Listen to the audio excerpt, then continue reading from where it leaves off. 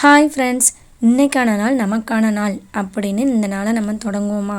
வாங்க வீடியோக்குள்ளே போகலாம். இது உங்கள் கோமித் மகேஸ்வரி. இன்றைக்கி தான் இந்த சேனலுக்கு புதுசாக வந்திருக்கீங்கன்னா மறக்காமல் லைக் பண்ணிக்கோங்க. தொடர்ந்து வீடியோ பாருங்கள். பிடிச்சிருந்தா சப்ஸ்கிரைப் பண்ணிக்கோங்க. வாங்க வீடியோக்குள்ளே போகலாம். இது மண்டே நான் செய்த வேலைகள் க்ளீனிங் தாங்க காமிச்சிருக்கேன். காலையில் 4:30க்கெலாம் எழும்பியாச்சுங்க. எழும்பி வாசல்லாம் பெருக்கி ஒரு சின்ன கோலம் போட்டாச்சு. இது 7.4 முடிய ஊடு புள்ளி. கோலமே போட தெரியாது அப்படிங்கிறவங்க இதை பார்த்து போட்டுக்கலாம். சின்ன பிள்ளைங்கனாலும் போட்டுக்கலாம், ஈஸியாக இருக்கும். ஏன் இந்த வீடியோவில் எப்போ பார்த்தாலும் கோலத்தையே ஃபஸ்ட்டு காமிக்கேன்னா, எனக்கு கோலம்னா ரொம்ப பிடிக்கும். அதனால் என்ன மாதிரி கொஞ்சம் ஈஸியாக போடணும் அப்படின்னு நினைக்கிறவங்க பார்த்துக்குவாங்க அப்படின்னு தான் கோலத்தை திருப்ப காட்டுறேன். ரொம்ப கஷ்டமான கோலம்லாம் இல்லை, எனக்கே கொஞ்சம் தான் தெரியும். தெரிஞ்ச கோலத்தை உங்களுக்கு போடுறேன், ஈஸியாக இருக்கும்.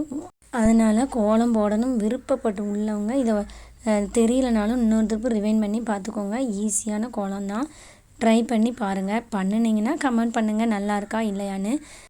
நானும் தெரிஞ்சுக்கிறேன் யாரெல்லாம் இந்த கோலம் போட்டிங்கன்னு. சிம்பிளான கோலம் தாங்க, ஒரு விளக்கு கோலம். நம்ம ஸ்கூலுக்கு பிள்ளைங்கள்லாம் அனுப்புறதுனால நம்ம பெரிய கோலம்லாம் போட்டுட்ருக்க முடியாது. அதனால் இது ஒரு 7 புள்ளி கோலம் தான், சிம்பிளான கோலம் தான். ட்ரை பண்ணி பாருங்கள், சூப்பராக இருக்கும். நான் கலர் பொடி போடலை, நீங்கள் போட்டிங்கன்னா பார்க்கறதுக்கு அழகாக இருக்கும். வெள்ளி செவ்வாய்க்கிழமை கூட இந்த கோலம் போடலாம், ஏன்னா விளக்கு கோலமாக தான் இருந்துச்சு. சூப்பராக இருக்கும், ட்ரை பண்ணி பாருங்கள். அதுக்கு பிறகு இதை ஒரு பெரிய ரவுண்டு மாதிரி போடுவோம் அப்படின்னு சொல்லி இந்த கம்பிலலாம் நம்ம கோலம் போடுவோங்களாங்க, அதை வச்சு ஒரு ரவுண்டாக அப்படி சுற்றி போட்டுட்டேன். பார்க்க நல்லா இருந்துச்சு. சிம்பிளான கோலம்தான். நெக்ஸ்ட்டு ஸ்கூலுக்கு கிளப்பணும் அப்படின்னு சொல்லி நான் சாப்பாடு பிள்ளைங்களுக்கு செய்ய ஆரம்பிச்சிட்டேன். அதில் க்ரீன் டீ போட ஒன்றில் வெந்நி, அதுக்கப்புறம் சாப்பாடு வடித்தாச்சு. இது இட்லியும் சாம்பாருங்க. நாங்கள் திங்கக்கிழமைனாவே சாம்பார் வைக்க மாட்டோம். இட்லி வச்சதுனால சாம்பார் வச்சா சாப்பிட்ருவாங்க அப்படின்னு சொல்லி சாம்பாரே வச்சுட்டோம். இன்றைக்கான க்ளீனிங் இந்த செல்ஃப் க்ளீனிங் தான். இது என்னென்னா, நீங்கள் இப்போ எப்படி சேர்ந்துருக்கு பாருங்கள். இதை கவனிக்காமல் விட்டால் இப்படியே பொருளாக சேர்ந்துக்கிட்டு தான் இருக்கும். அப்படின்ட்டு இன்றைக்கி க்ளீன் பண்ணிடுவோம் அப்படின்னு நினச்சேன். உடனே சரி நம்ம க்ளீன் பண்ணுறோம், ஆனால் தலைக்கு நம்ம எண்ணெய் தேய்ச்சி குளிக்கிறதுக்கு ரெடி பண்ணிடுவோம்.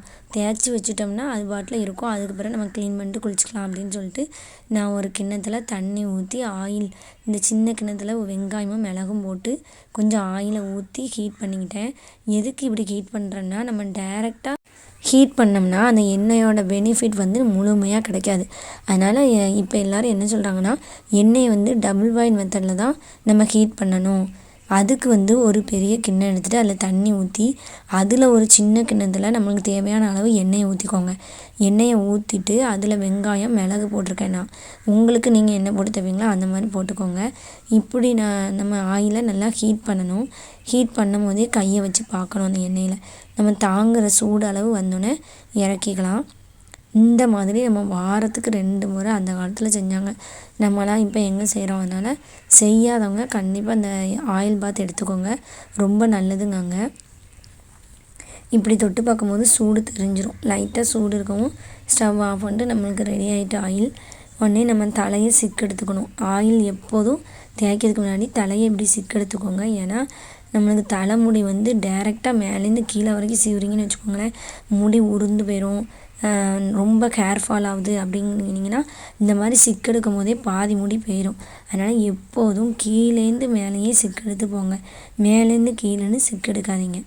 உங்களுக்கு சிக்கும் ஃப்ரீயாக வந்துடும், வலிக்கவும் செய்யாது. அதனால் சின்ன பிள்ளைங்களும் யாருக்கு எடுத்தாலும் இந்த மாதிரி எடுங்க. உங்களுக்கு யூஸ்ஃபுல்லாக இருந்துச்சுன்னா நீங்கள் ட்ரை பண்ணி பார்த்துட்டு சொல்லுங்கள். இந்த மாதிரி சிக்கிறதுக்கு தான் ரொம்ப ஈஸியாக இருக்கும். அதுக்கு பிறகு நம்ம ஆயில் எடுத்து தலையில் ஒரு காட்டன் வச்சு லைட்டாக அப்படியே மசாஜ் பண்ணணும். ஒவ்வொரு ஸ்கேல்பாக சீவி அந்த இடத்துல எடுத்து நம்ம காட்டனை வச்சு நல்லா மசாஜ் பண்ணணும். மசாஜ் பண்ணிவிட்டு ஒரு மணி நேரமாக வைக்கணும். அப்போ தான் நம்மளுக்கு அந்த எண்ணெய் வந்து நல்லா தலையில் இறங்கும். இந்த மாதிரி நீங்கள் மசாஜ் பண்ணுறதுனால நம்ம ஸ்கேல்புக்கு வந்து அப்படியே அசைவு கொடுக்குற மாதிரி இருக்கும். அதனால் நம்மளுக்கு ரத்தோட்டம் ஸ்பீடாக வரும் அந்த இடத்துக்கு. அப்படி வரதுனால நம்மளுக்கு முடி வளர சான்ஸ் நிறையா இருக்காங்க. அதனால் எப்போதும் நீங்கள் நல்லா மசாஜ் பண்ணிடுங்க தலையில். வளராத இடத்துல மசாஜ் பண்ண முடியாட்டாலும் இப்படி சீப்பை வச்சு நல்லா சீவிக்கோங்க. அப்போனா நம்மளுக்கு நல்ல முடி வளர சான்ஸ் இருக்குது.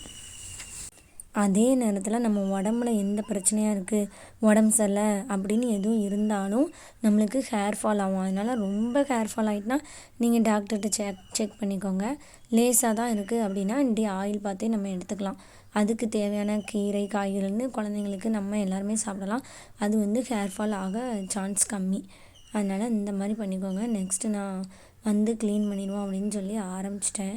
உடனே எல்லாத்தையும் செல்ஃப்லேருந்து இறக்கிடணும் அப்படின்னு சொல்லி அவ்வளோத்தையும் இறக்கிட்டுருக்கேங்க. அவ்வளோத்தையும் இறக்குனா தான் நம்மளுக்கு வேலை ஈஸியாக இருக்கும் அப்படின்னு அவ்வளோ பொருளும் இறக்கிட்டேன். தினம் ஒரு க்ளீனிங் அப்படிங்கிற மாதிரி வச்சுக்கோங்க. ஆனால் தினம் டீப் க்ளீனிங் பண்ணாங்க. டீப் க்ளீனிங் பண்ணின பிறகு அந்த எந்த பொருள்லாம் நம்ம கழிக்கணுமோ கழிச்சிடணும். டீப் க்ளீனிங் பண்ணும்போதே நிறைய பொருள் எதுவும் தேவையானது அப்படின்னா நம்ம அதை கழிச்சிடணும். அப்பப்போ அந்த இடத்த லேசாக தொடச்சிட்டு எடுத்த பொருளையும் லேசாக தொடச்சி வச்சிட்டிங்கன்னா நம்மளுக்கு டீப் க்ளீனிங் அவசியமே இருக்காது. இப்படி கண்டுக்கிடாமல் விட்டால் தான் இந்த மாதிரி நிறைய பொருள் சேர்ந்துடும். நெக்ஸ்ட்டு எங்களுக்கு தெர்மாக்கோல் ஒரு அட்டை கிடந்துச்சு, 2 அட்டை. சரி நம்ம செல்ஃபுக்கு ஸ்டாண்ட் இல்லை, இந்த டப்பா வைக்க நம்ம அதையே ஸ்டாண்டாக உபயோகப்படுத்திக்குவோம் அப்படின்னு சொல்லி ஒரு தெர்மாக்கோல் அட்டை 2 அட்டை கிடந்துச்சு. அதை வச்சு நான் செல்ஃபில் அழகாக அடுக்கிட்டேன். அது பிறகு எப்போதும் நம்ம பொருள் வாங்காட்டாலும் பரவாயில்ல, வீட்டில் இருக்கிற பொருளை வச்சு எப்படி நம்ம அதை உபயோகப்படுத்திக்கலாம் அப்படின்னு சொல்லி நான் அந்த தெர்மாக்கோல் அட்டையே வச்சுட்டேன். அந்த மாதிரி நீங்களும் ஏதாவது ஒரு அட்டை மாதிரி இருந்தால் ட்ரை பண்ணி பாருங்கள். பேசிக்காக என்னென்ன மசாலா வேணும் அப்படின்னு ஒரு வீடியோ போட்டிருக்கேன். நீங்கள் அந்த வீடியோவை செக் பண்ணி பாருங்கள். உங்களுக்கு செல்ஃப் க்ளீனிங் அப்படின்னு போட்டிருப்பேன். அந்த வீடியோவும் செக் பண்ணி பாருங்கள்.